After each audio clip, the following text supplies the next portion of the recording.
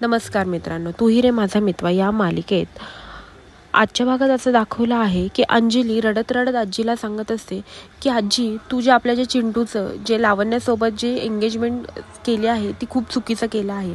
आपला चिंटू ह्यामध्ये अजिबात खुश नाही. तू तुझ्या खुशीसाठी चिंटूचा बळी देत आहे. लहानपणी तर मात्र त्याच्या छोट्या छोट्या हासीसाठी तू किती प्रयत्न करायची, मग आता तुला त्याचं कळत नाही का दुःख? आत्ताच मी चिंटूला त्याच्या रूममध्ये ढसाढसा रडताना पाहून आले आहे आणि तू अशी का वागत आहेस? तुला कसं कळत नाही की चिंटू आपल्या चिंटूला नाही करायचंय तिच्याशी लग्न, तरी तू का मुद्दामनं त्यांचं लग्न लावून देते? तो तुझ्या हॅपीनेससाठी हे सगळं करतोय, पण तो आयुष्यात कधीच आनंदी राहणार नाही आजी. त्यामुळे तू असं का वागतेस? असं ती रडत रडत सगळं सांगत असते. त्याचं ईश्वरीवर प्रेम आहे आणि तू तू त्याच्या मनाविरुद्ध त्याला हे लग्न करायला भाग पाडत आहेस आजी. तू असं का वागतेस? असं बोलत असताना अंजलीला चक्कर येते. अंजली चक्कर येऊन पडते. आजी आणि मामा खूप घाबरतात.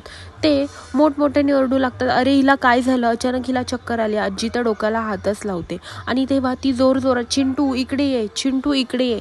अंजलीला चक्कर आली आहे. त्यामुळे सगळेच जण आता घरातले धावत अंजलीकडे आलेले असतात आणि अचानक अंजलीला काय झाले हे कळतच नसतं.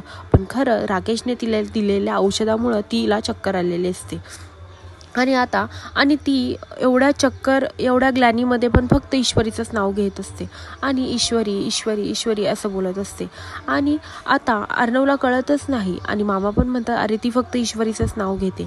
आणि मग आता अर्णव ईश्वरीला आणण्यासाठी ईश्वरीच्या घरी चाललेला असतो आणि इकडे ईश्वरीचा आणि राकेशचा साखरपुडा चाललेला असतो आणि हे इकडे सगळं व्यवस्थित चाललेलं असतं. आणि आता तिकडनं अर्णव निघालेला असतो ईश्वरीला आणायला, कारण की अंजली ताई फक्त ईश्वरीचंच नाव घेत असते. आता अर्णवच्या पुढे हे सगळं सत्य उघडेल का की हा ईश्वरीचा कोण नवरा आहे राकेश, तो दुसरा तिसरा कोणी नसून जिजूज आहेत? हे पाहण्यासाठी विसरू नका तू ही रे माझा मित्र आणि माझ्या चॅनलला लवकरात लवकर सबस्क्राईब करा. धन्यवाद.